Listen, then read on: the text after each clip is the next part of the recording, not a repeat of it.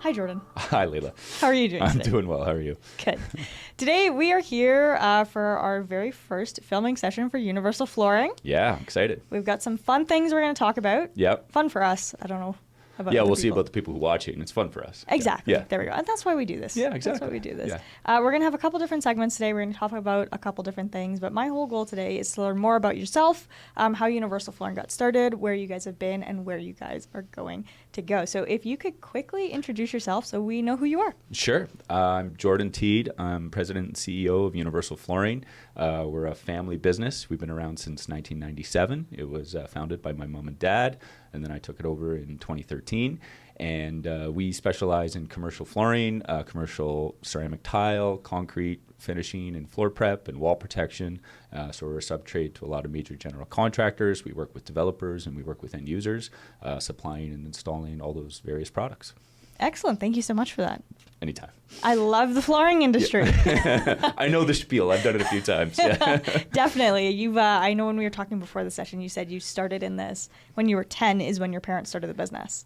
Yeah, when I was 10 or 11, they started the business, and by 10 or 11 and a half, I was working in the business, I think, yeah. So you've been in the industry for quite some time. Yeah, I've been in the industry for quite some time, yeah. Before we jump back and time travel back to when the business started, I want to focus just in the last year, 2025. Sure. Let's talk about what happened in the business. Can you tell us of any unique trends that happened, any big projects? How was 2025 for Universal Flooring? I think 2025 for us was very similar to what it was for a lot of businesses and a lot of industries in Alberta. You know, construction's fun and unique in the sense that it follows the trends that are sort of more active in the broader world. So, you know, a lot of people moved to Alberta and to Calgary last year, and so there's a need for housing, there's a need for schools, there's a need for infrastructure, and so we get to be involved in the projects that are fulfilling that need. So we've done a lot of multifamily projects, you know, building homes for people in condos and apartments. We've done some healthcare and education work, so building schools or improving hospitals for all the people that have come here.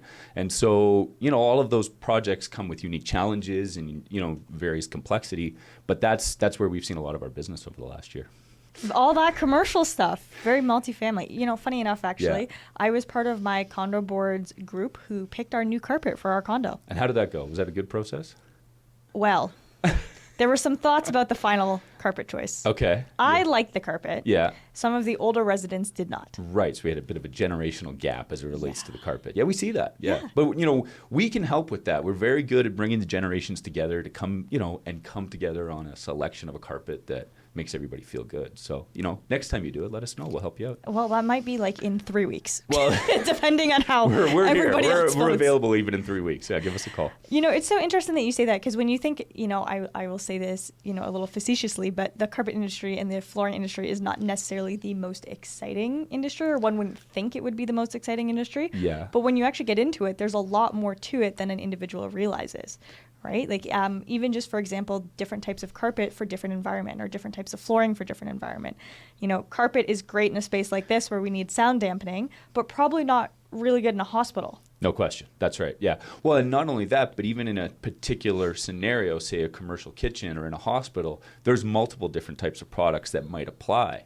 And so it depends on what you're looking to do with that space or what the functionality is or what the safety requirements are or, you know, who's going to be using it and for what purpose. And so that's where getting sort of down into the nitty gritty, the not so exciting stuff, as you so elegantly put it, becomes really important. And so for us, you know, we understand these products, we understand their uses. And then there's other key people that are involved in our broader industry, interior designers and architects and contractors that apply context and help make sure that the right thing gets in the right spot. It's quite the process. It's quite the process. On that note, can you talk about what was your most complex or advanced project or one project you are very proud that your team did in 2025? There's lots that come to mind. I think when we talk about complexity, there's a variety of things that we can talk through. I mean, one complexity that we often see is the compression of schedule. In that in that way comes to mind for me in terms of we did a job at the University of Calgary, and it was a big residence, and it was intended to be done over 2 or 3 months, and all of a sudden we had like 6 weeks or something like that to get it done.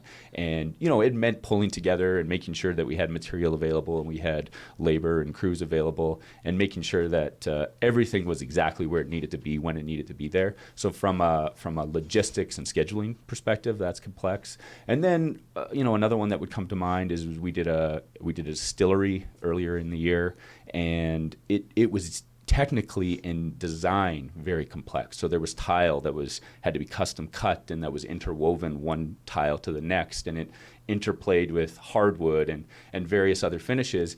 And that stuff is exciting because it's not the kind of work we get to do every day. It really makes you think through the job when you're figuring out how much material to order or what person to put on that job in terms of managing it or installing it. And so those types of projects are certainly a little more complex than your average office space, but it's the kind of stuff that we like to do because it's interesting and it's exciting. That does actually sound very exciting. Thank you. See, I can make you fall in love with flooring.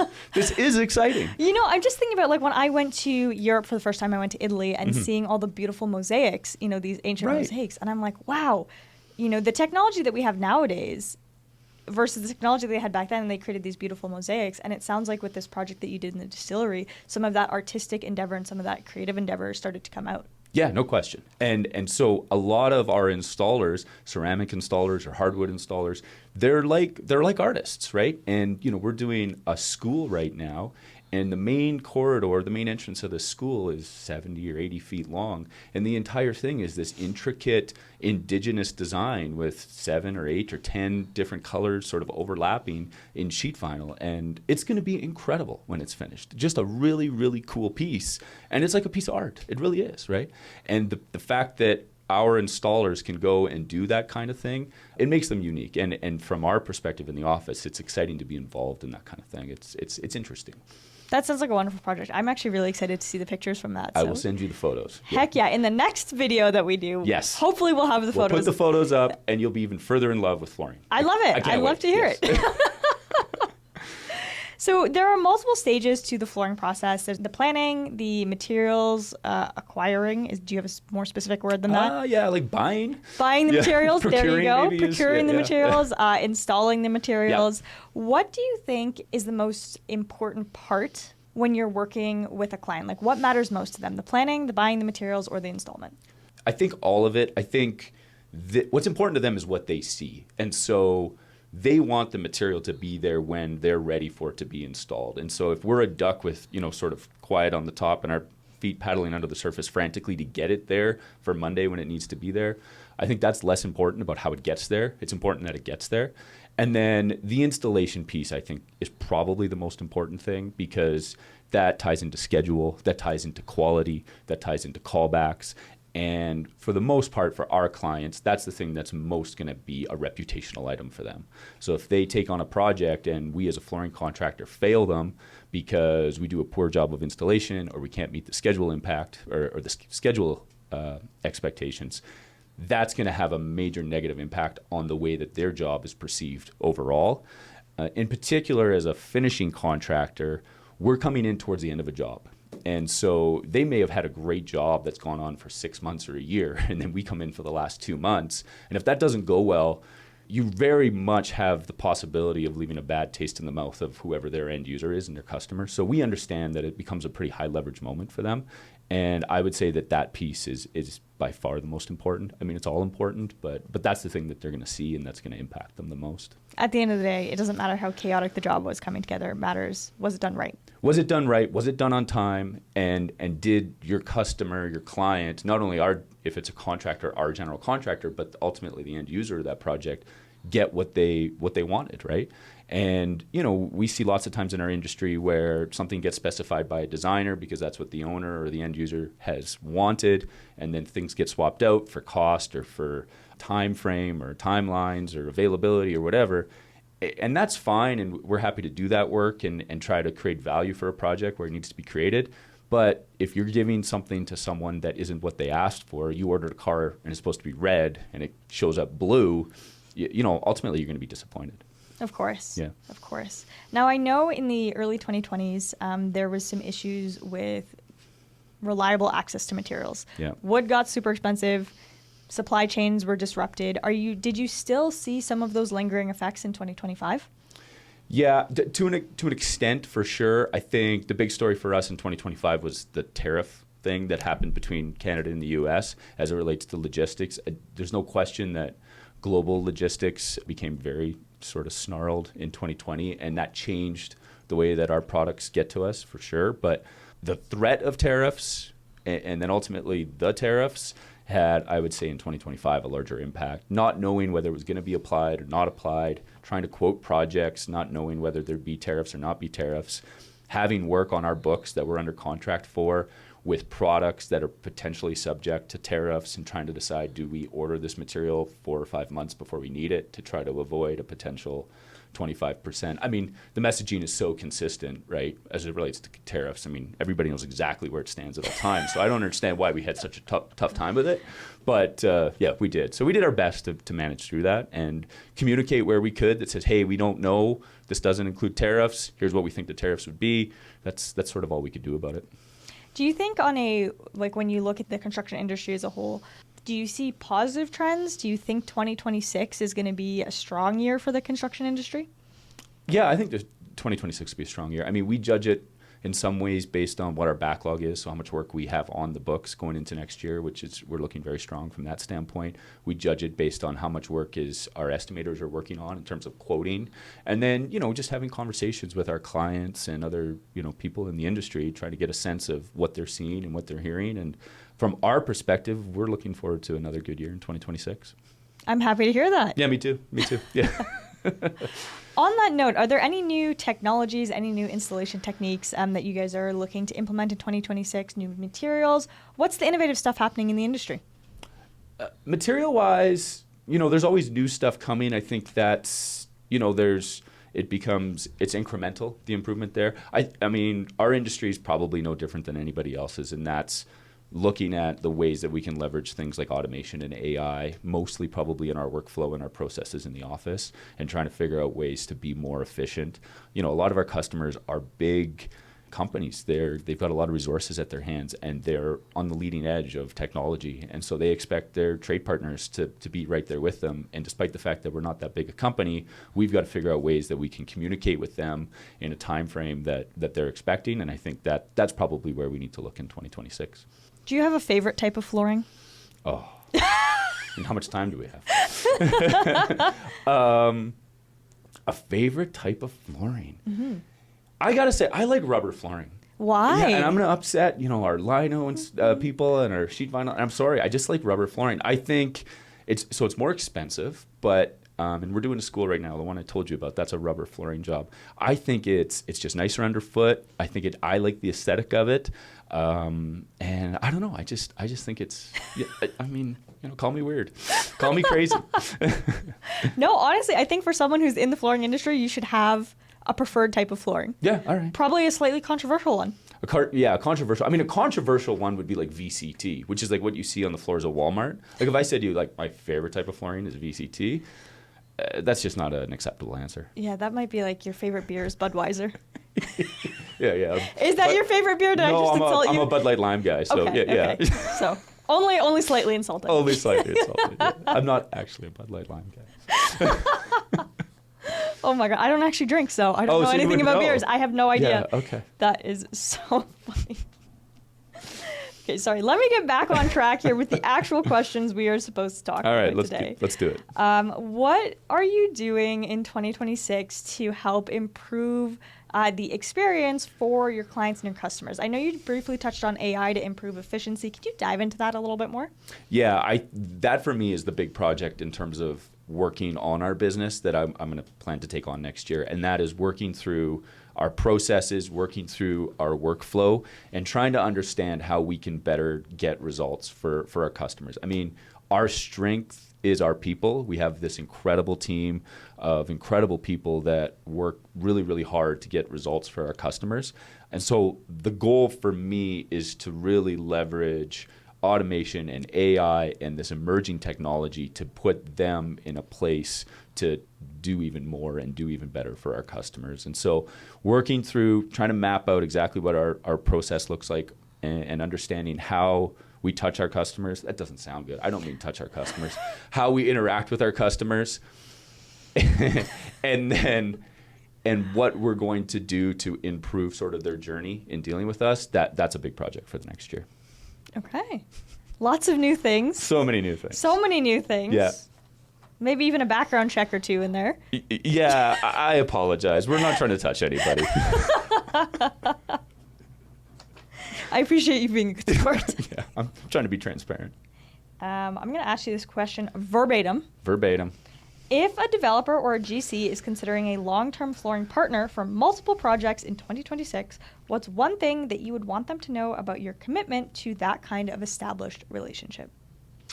I would want them to know that the holistic value of the project is something that we think about a lot, and try to understand how we create value for our developer and our general contractor partners. And what I mean by that is it's more than just the price on the quote that we give them at the beginning of the job. We're going to give you a quote that includes the full scope of work, the material, the labor, the logistics, the whole 9 yards. But we need to think about other things. So what impact does our scope slipping by 2 weeks or 3 weeks have on their schedule and their cost structure and them having to have people and equipment and everything like that on the job site longer than they anticipated?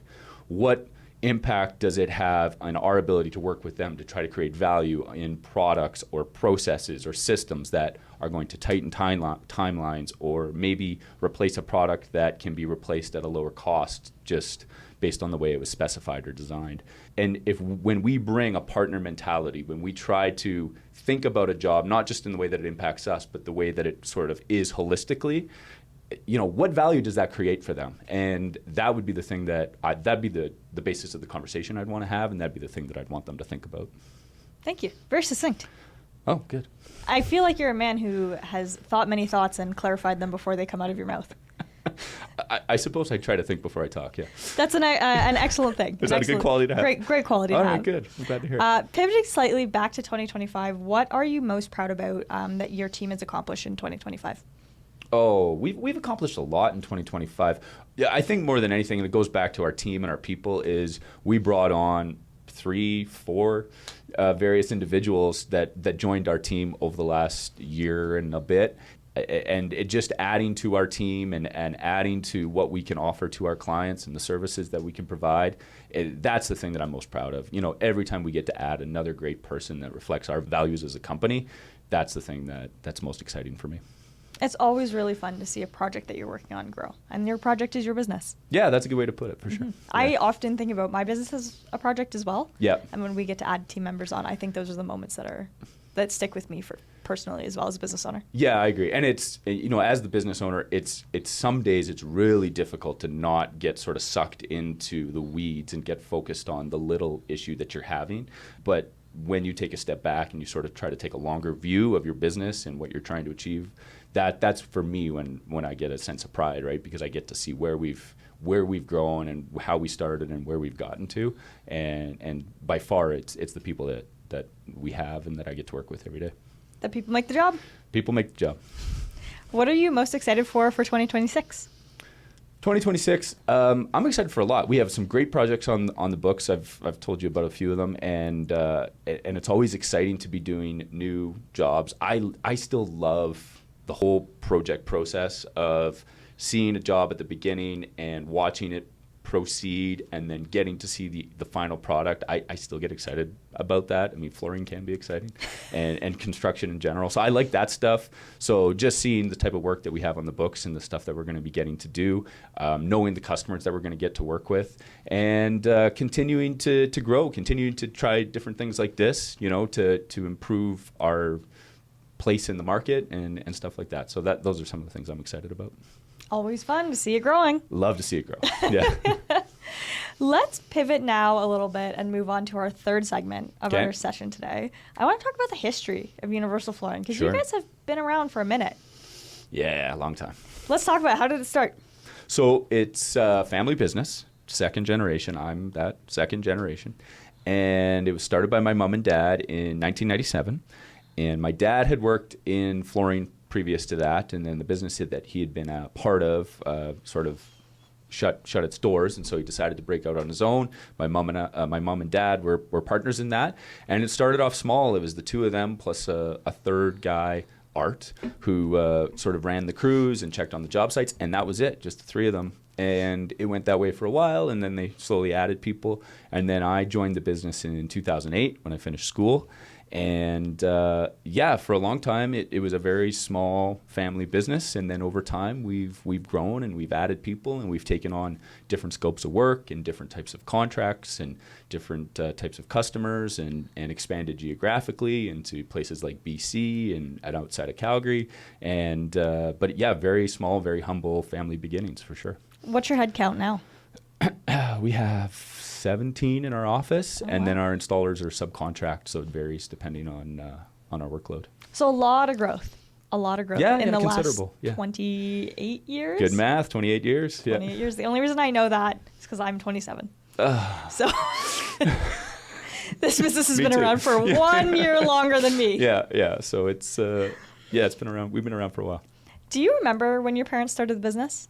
I do remember when my parents, I was 11 years old, and my dad was off for a period of time. They started at this time of year, November, and he'd been off sort of the summer leading into that. So I remember that summer and him being around a lot, and then this idea that they were going to start. And I remember them tossing around names of the company. I remember them discussing what the logo was going to look like, which was vastly different then. It had teal green, which was out of style and is now probably back in style. We could just keep the same logo, but stuff like that. Yeah, for sure. I remember them leasing the first office space where we were for 20 years. All of that kind of thing, for sure. It's fond memories.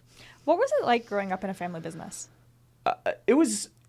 I mean, as a kid, it was sort of normal. You didn't think about it a lot. I think, looking back on it now, it was probably different. I mean, we'd maybe book a family vacation, and my dad was the only estimator. And so I remember one vacation, we were supposed to go someplace, and the school board released their tender for schools for that upcoming summer. And my dad had to stay back because, if we didn't price those schools for that summer, like that was a big chunk of work that we just wouldn't have. And so there was those types of sacrifices, but my parents did an amazing job in not letting that piece of it impact the upbringing that my brother and I had. Younger brother or older brother? Younger brother. Does he work in the business as well? No, he's smart. He does something else. Yeah. What does he do? He works in tech. He lives in Toronto. Oh, that is so funny. Yeah. And we'll reserve our comments about Toronto for a different podcast. We will. Yeah. So funny. Yeah. I wonder if I've ever run into your brother in the Toronto tech scene, because that's where I started. It's possible. Yeah. He and his wife works in media and is a model and things like that. So, yeah, you probably have run into them or her. Maybe once or twice. Once or twice. Sure. That is so funny. So you grew up, beautiful family business. Your parents are working together. They're entrepreneurs. When did you realize you were going to come into the business? Well, I was probably always sort of hanging around it. I worked summers in junior high and high school working on removal crews or working in schools moving furniture. In university in the summertime, I was in charge of the crews that we did a lot of school work in the summertime. So, I'd run a crew of 4 or 6 high school kids that had to move the furniture and move the flooring out of classrooms and sort of the grunt labor stuff. And then I actually had a conversation with my grandfather, who was sort of a mentor of mine, and he said, hey, because I was looking at doing other things, he said, you should really consider this business that your parents run. It's a great business, and you can make a good livelihood out of it and all this kind of stuff. And that was sort of the thing that really spurred me to look at it more seriously, and that would have been as I was finishing university. What'd you go to university for? Entrepreneurship. A little bit on the nose. Well, you seem to have followed quite the steady path. Yeah, for the most part. Yeah. What do you think being in this industry for so long has taught you over other people who have not been in the industry for as long? I think it's important to keep perspective. And so in the heat of the moment, problems can seem like they're overwhelming and that they're the end of the world. And in some instances, problems are serious. Like we sign, strict contracts, and we agree to strict timelines, and we agree to do things in a very particular way as it relates to specifications and as it relates to schedule. And so when you are falling short of that, the implications and the fallout and the it can be very severe. However, you've got to take a longer view, and it's hard to do in the moment, and understand that, the sun's going to come up again tomorrow, that these problems will work themselves out. And even when you're in the hardest job imaginable, if you just keep showing up, if you just keep answering your phone, if you just keep solving one little problem after the next, that you'll get through it. And running and hiding is not going to work, or pretending like it'll go away on its own is not going to work. But you also can't sort of make it bigger than what it is. Try not to take it home at night. Try not to, make it seem worse than what it's going to be, but just focus on one little thing at a time, and you get through it. So I think understanding that it's a balance of taking a longer view and, realizing that you're going to get through this, but also knowing that there's little tiny steps when things go badly that you need to focus on to get through it. For me, that took a long time to realize, and I think it's one of those things that just comes with experience. I would say that for any business owner. No question. No question. You have to ride the waves. You got to ride the waves. Yeah. And the more waves you ride, the easier it gets, for sure. I think that's right. Yeah. I can remember my first year opening my business. Yeah. So stressed out. Very, very like, oh my God, every piece of feedback we had is like the end of the world. Yeah. And now it's like, feedback is not always necessarily a bad thing. No, it's not necessarily a bad thing. It gives you opportunities to learn and to improve. And you want your customers talking to you, even if they're talking to you because they're frustrated or they're upset, right?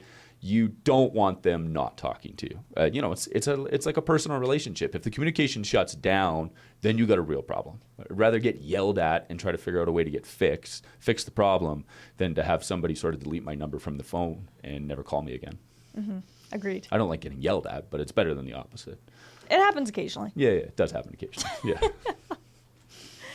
Yeah. Can you recall a defining moment in this business? Something that's changed you personally or made you grow into this business? I can tell you about the time that I sort of moved into the position of the leadership, and that was I remember vividly, it was Christmas time of 2013, and my dad was still involved in the business, and my mom was still involved in the business, and I was working in sales or project management and things like that. And all of a sudden, one day, my dad went and he was suffering from headaches and things like that. And he went and had a CAT scan or an MRI, and they sent him straight to the hospital.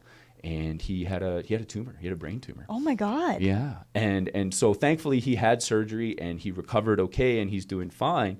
But it was sort of it was a line of demarcation. One day he was in the office, the next day he was gone, and that was it.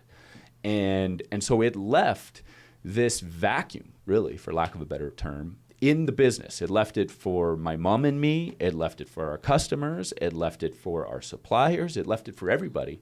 And I think we had to navigate that as a family. We had to navigate that in terms of the relationship between my mother and me, and understanding who was going to sort of step in and what way to fill that vacuum, because it really wasn't possible or easy in the moment to do that. And it took some time to get our feet back under us in a variety of ways. And so that, for sure, is the defining moment of the business. It sort of pivots at that moment. And we had some tough years trying to figure that out, because we didn't know what to do. We didn't know where to go. We weren't real sure what defined us. And we thankfully have come through that, but it took some time. Did you feel ready to step in when your dad had to step out? I think I thought I was ready. I think that, but for me at least, as a second generation, I wanted to make change. I immediately was like, well, we should do this and we should do that. And I didn't give nearly enough credence to what had been done previously and why it had been done and what those decisions and the reasons for doing those things were that had driven the success that we'd had.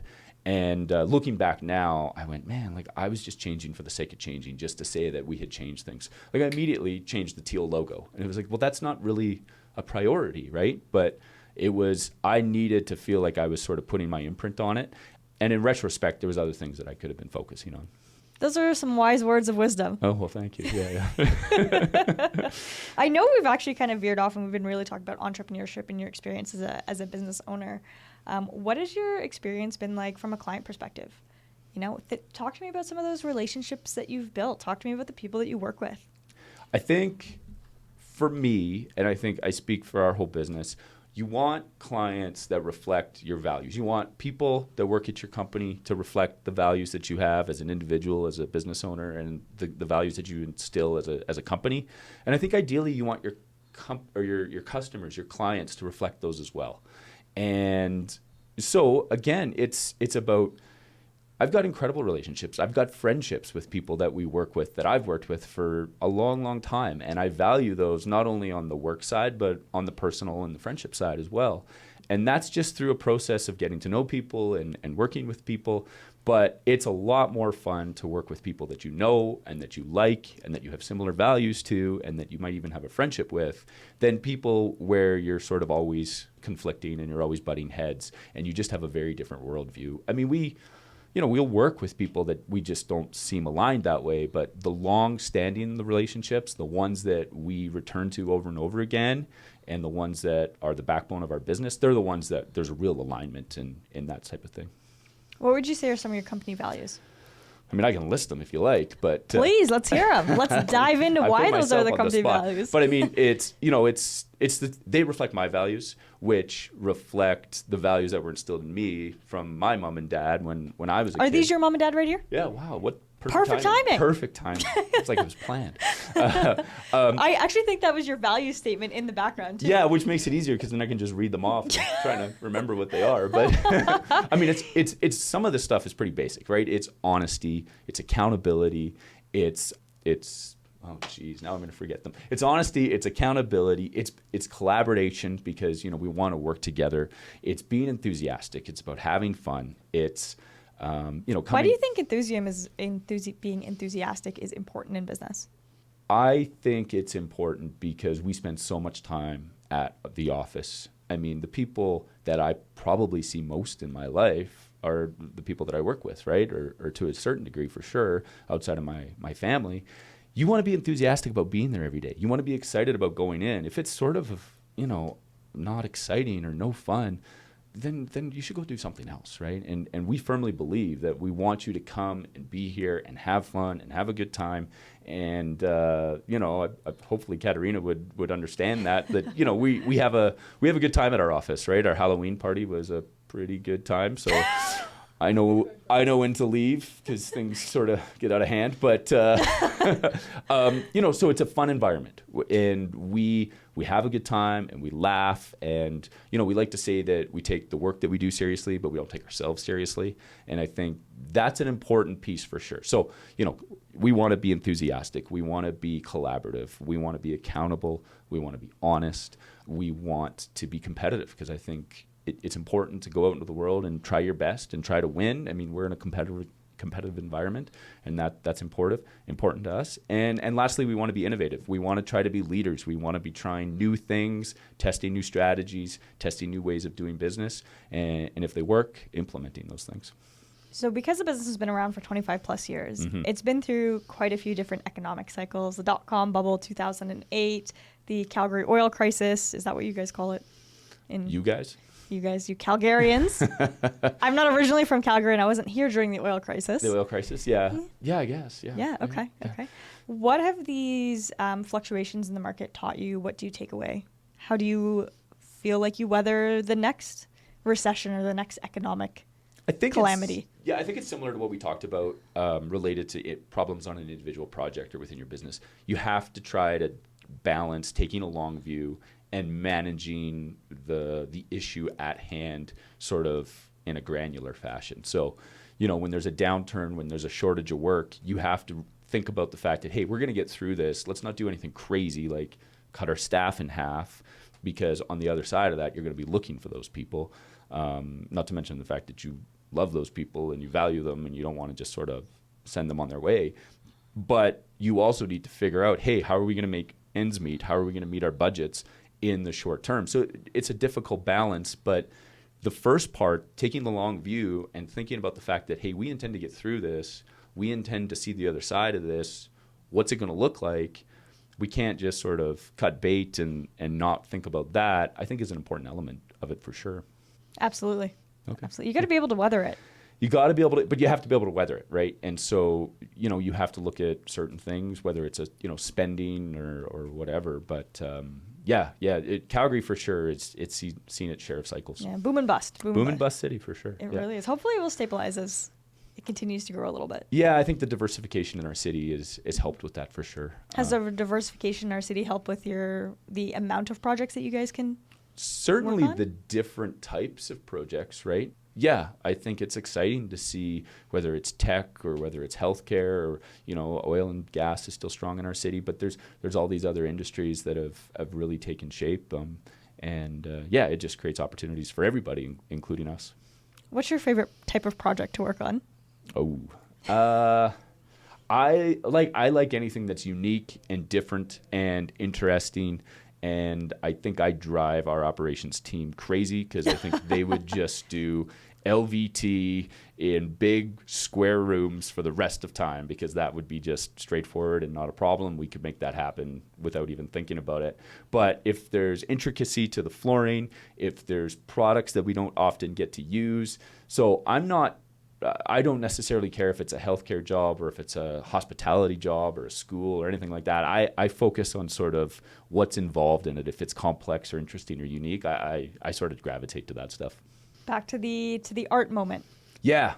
There's art. There's artistry not only in the doing of the work, but even in the logistics or the planning, right? Of trying to figure out, man, like we've only got a 3-hour window to do this. What is that going to look like, or how are we going to make that happen? That's all. I find that interesting and challenging. Operations is actually insanely fun once you get your feet wet. Oh, no question. Yeah. Yeah, operations is great. I love operations too. Yeah. That's my bread and butter. Is it? Yeah. Yeah. Obviously, like the camera work is my bread and butter as well, but like what I do now in my business is primarily operations. Yeah. And so I know like if we have to be at a conference and we have to take the whole studio, like we've got to break the studio down in X amount of time, load up the van in X amount of time. Right. We have a 1-hour window to get everything in. Right. Build the studio overnight, essentially.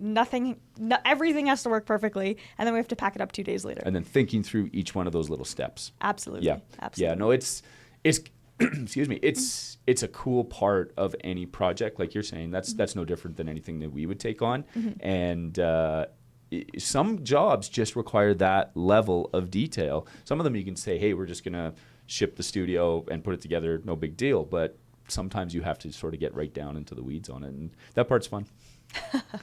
And my last and final question for you. Yeah. Can you recall any oh shit moments in the business? I mean, I have a list a mile long of oh shit moments in the business. I mean, I could probably go back to the office now and have some oh shit moments. Some big oh shit moments. I think the ones that stress me out the most are the ones that, this isn't a surprise, that I feel like I have no control over. And so I feel the biggest oh shit moments when we have a big problem on a job site and there's just not a solution immediately. So, we've ordered red carpet and it was supposed to be green carpet, and the green carpet is 6 months away, and you go, oh shit, like what are we going to do, right? So I mean, and that happens not on every job, but it happens more than we'd still like. And that's why we need to be continually innovating and continually improving and looking for ways that we can get better to streamline and cut down on the oh shit factor. But those are the things that keep me up at night. And they probably shouldn't. I'm not even taking my own advice at this stage, but it's just human nature. I can't help it. I can definitely appreciate some of those oh shit moments. Yeah, for sure. Yeah. I think the longer you've been in business, the more strategies you've learned to cope with those moments. Yeah. And you get through them, and that's some of the value of the funny little world called experience. Yes. Yeah. And I'm sure at this point, after your 20 years in the business. Oh, well, don't put it that way. I mean, yeah. You have a lot of experience. I have lots of experience. That's very true. More than 20 years. Well, you started when you were 11. I started, yeah, that's right. So Yeah. it's more, a lot more than 20 years. That's yeah. a lot of experience. A lot of experience, yeah. Jordan, thank you so much for sitting down with me today and telling me about Universal Flooring, about your family, about your personal history with it, about the people that work with you. I appreciate your openness. This has been lovely. Thanks, Layla. I appreciate it. It was fun.